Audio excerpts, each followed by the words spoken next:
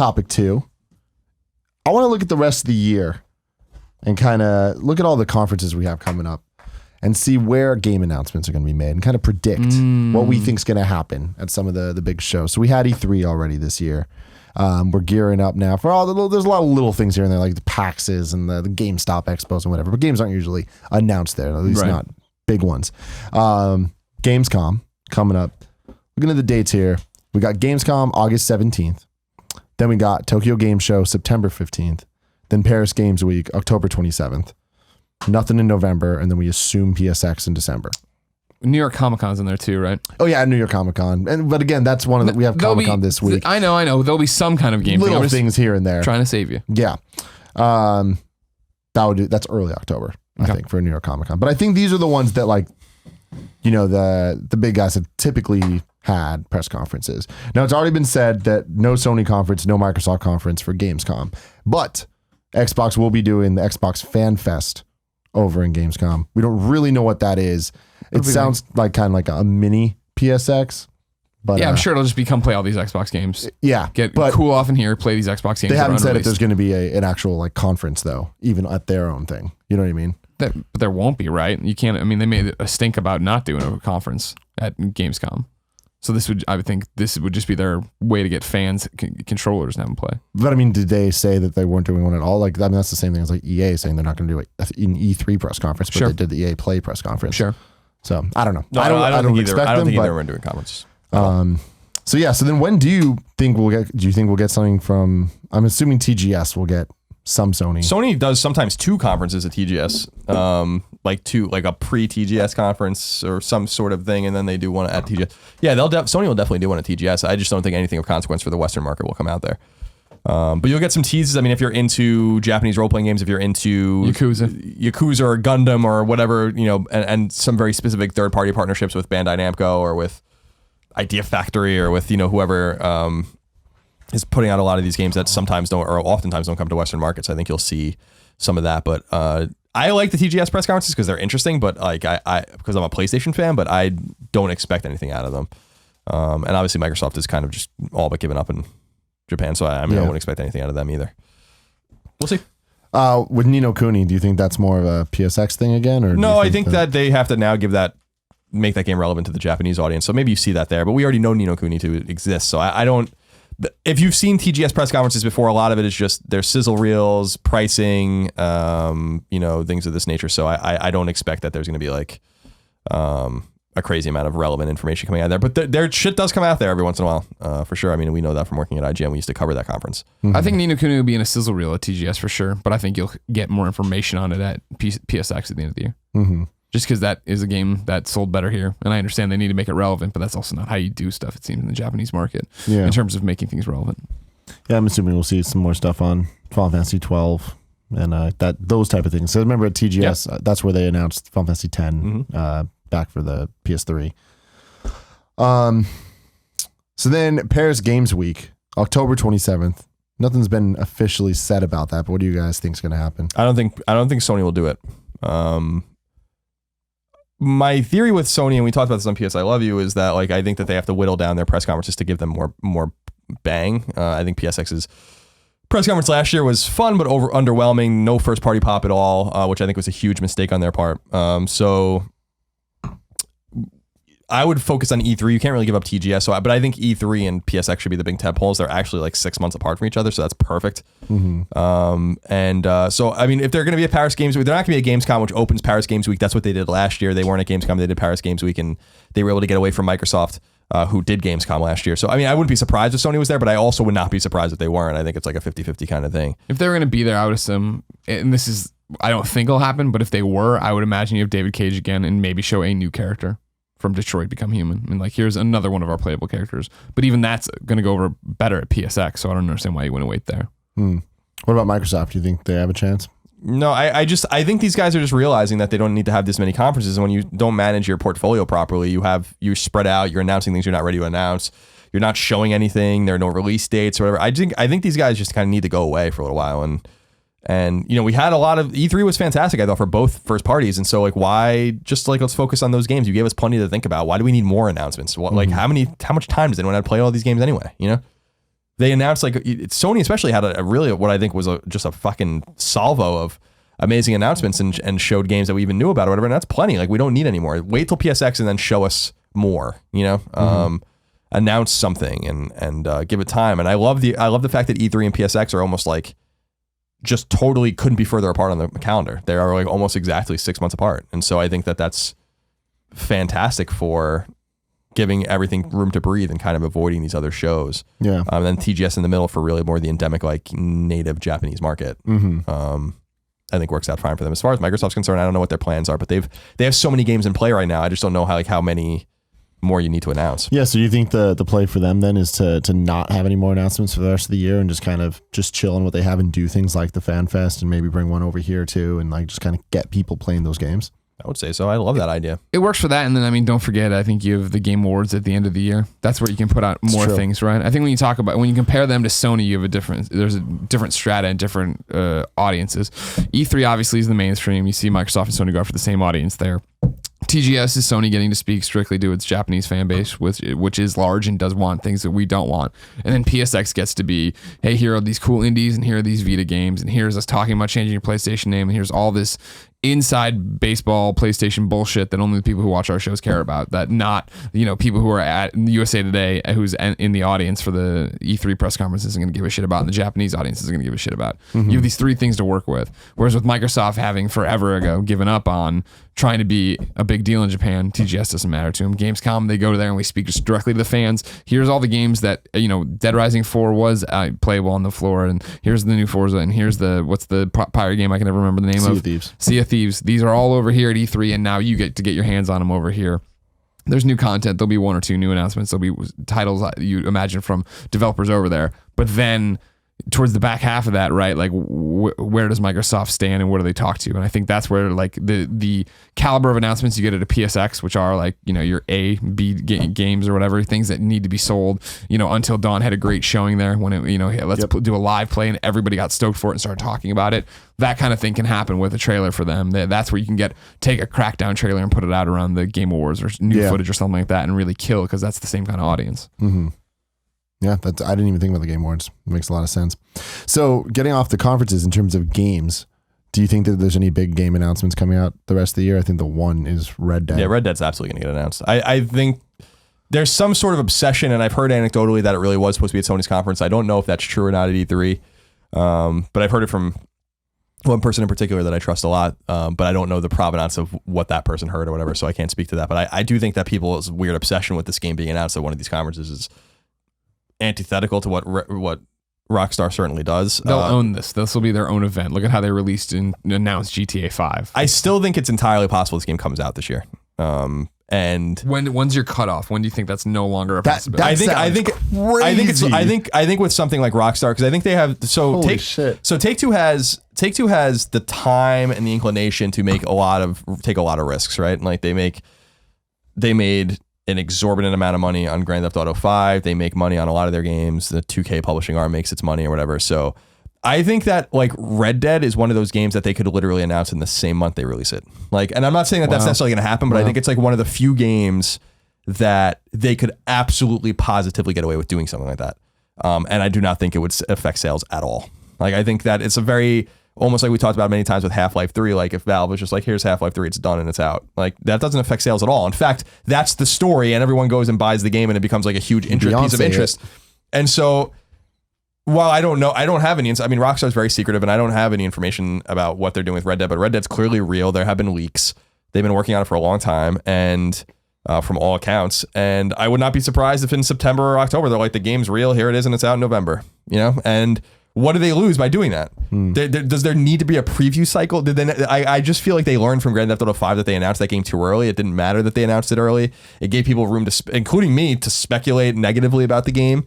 I remember seeing it like a year before it came out, and I was like, this game's not very pretty, And if they were just like, and I don't think it was an exceptionally pretty game, but if it certainly has scale, it certainly has style, but I wasn't impressed by the visuals of the game.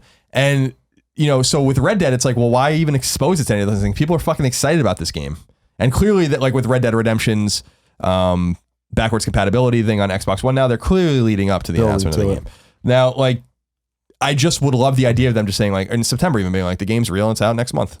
What do they lose by that? Like the only thing they risk by doing this is they eventually have to submit it to ratings boards and they have to get it QA'd and that and then certify it, and that risks getting trophies and achievements leaked and all that kind of stuff. So they have to play the game very carefully in that respect. How early do you need to do that? Because I'm not too informed on like the back process of all that stuff. Like, what does that look like? How long do you need to send that in for ratings boards, for the trophy stuff, for the ratings, for all that stuff? So for ratings board stuff, I think you can do that like well ahead of time, and so you can, and I think you can get it pretty close to the thing too. Basically, you pay a certain amount of money. You provide, as far as I understand, you can tell me if I'm wrong. You provide like a sizzle reel of sorts of like your game and the parts that you think are notable for like drug use or for violence, whatever. And then the ESRB basically trusts you because I think they can fine you majorly on the back end about like that you're showing them everything. And then they look at that and they look at the information you provide and they give it a rating or whatever. And there's like a money exchange there to keep the ESRB going. On the certification side, like, they're QAing these games internally and then, typically, and then they send them in for certification. And I think the expectation is that they're going to fail. So like we talk to developers and it's actually like a point of pride when they pass certification the first time.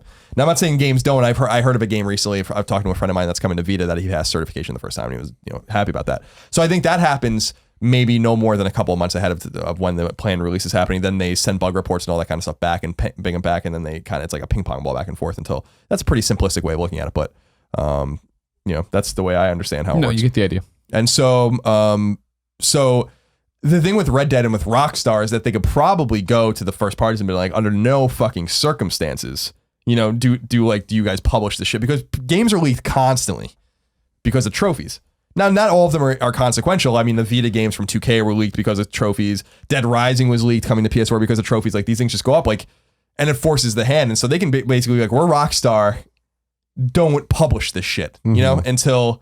And because Sony seems to be taking more care with that, even with their first party games. Uncharted was a great example where Uncharted clearly passed certification a long time ago and the trophies did not pop immediately. So they are starting to be more careful that people are like, have back doors basically into the PSN and they're pinging the servers constantly looking for new games, which is how Exophase and PSN profiles and stuff gets their information. So they can play that game too. So they can play it real close to the vest. And I respect what they're doing. I really do believe in my heart that this game is like obviously real. Red Dead 3 is real.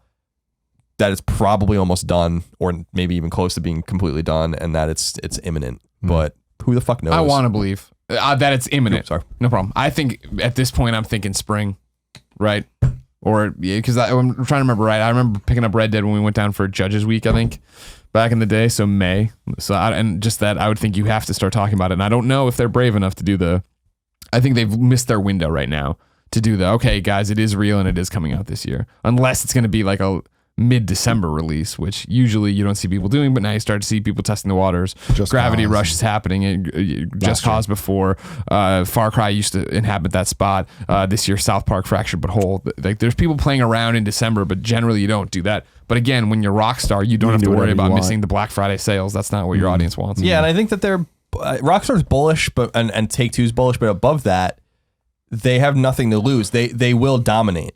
Regardless of when that's the thing is like that game will fucking dominate. And if anyone has anything to fear, it's actually Call of Duty and Battlefield and those other games. Not that they're gonna sell demonstrably worse necessarily, but it is going to take mindshare away from games that always dominate that area, because Red Dead is one of those games where it's like, if it comes out in the middle of November, it's going to sell millions and millions and millions of copies. It doesn't matter, and it's going to take all of people's attentions away. And imagine a bold kind of plan from Rockstar where they announce the game literally 4 or 5 weeks before it comes out, and they're like, we're just going to deluge you now with information, and you're going to be fucking so excited about it. And by the way, aren't you so thankful that we didn't fucking stretch this along for 18 months like everyone else does? Isn't that cool?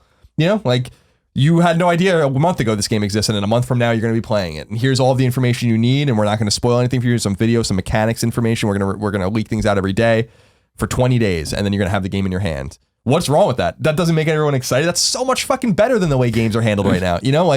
But the thing is that they have the power to do that. And a lot of people don't have the power. They have to tease these games out. But I tell you, man, that people have to look at Bethesda's experience with Fallout and note that it worked, and they can probably cut it even closer.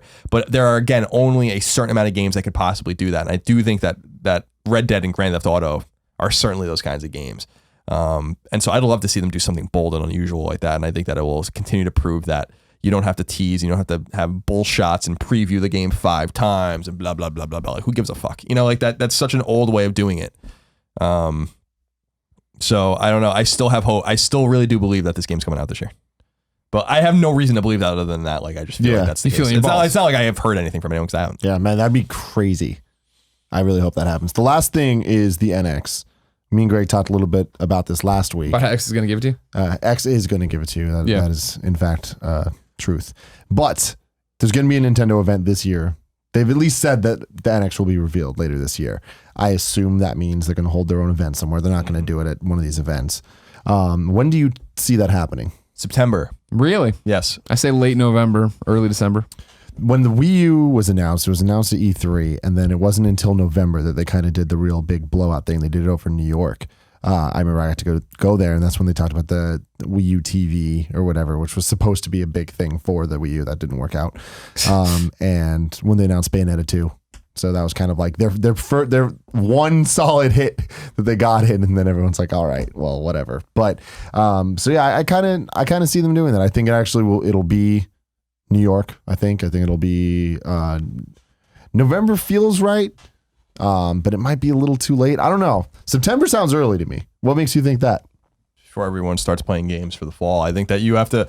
So we're talking about who has the power and who doesn't, right? Now Nintendo, anyone who's announcing hardware has power, inherent power, because people are interested in it. But I think Nintendo's lost so much goodwill that, in the hardware front, that I just don't know that they want to mix it up in November with people's mind share being just spread across a bunch of different games. And so I think September's safe. It's open. It gives them time. If the spring announcement of let's say March as NX comes out, this gives you 6 months lead in, which I think is great for hardware, and gives them time to announce and explain and get people hands on it, announce future events where people can press and gamers alike can maybe go try it out or whatever. I just think that if it's supposed to come out on the Q1 Q2 cusp, which is what it sounds like. Talking about. So exactly. So late Q1.